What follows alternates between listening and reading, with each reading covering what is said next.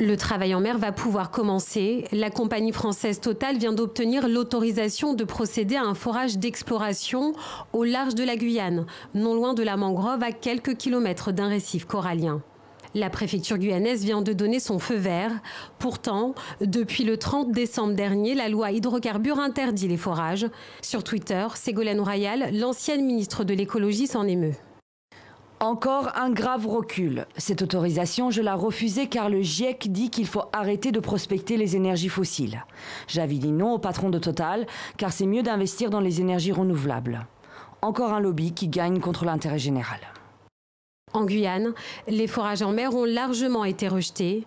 Dans une enquête en cours, 7173 avis sur 7183 sont défavorables à ces exploitations, un record pour ce type de consultation. Le permis initial de Total date de 2001. Il a été renouvelé en 2017, seulement quelques jours avant l'examen de la loi hydrocarbures défendue par Nicolas Hulot, un texte qui tire un trait sur ses productions de pétrole et de gaz. Après la conférence sur le climat de Paris, la validation de nouvelles exploitations sonne faux pour certains défenseurs de l'écologie. Il ne fallait pas donner cette autorisation, c'est tout. Et je ne veux pas entendre l'argument selon lequel on ne peut pas faire autrement.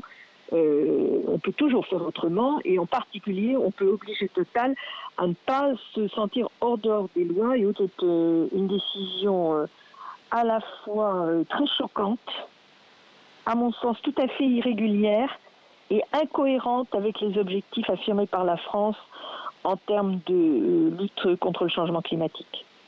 De son côté, Total se veut rassurant sur les conditions de production. Le forage du puits d'exploration pourrait commencer dès la fin de cette année.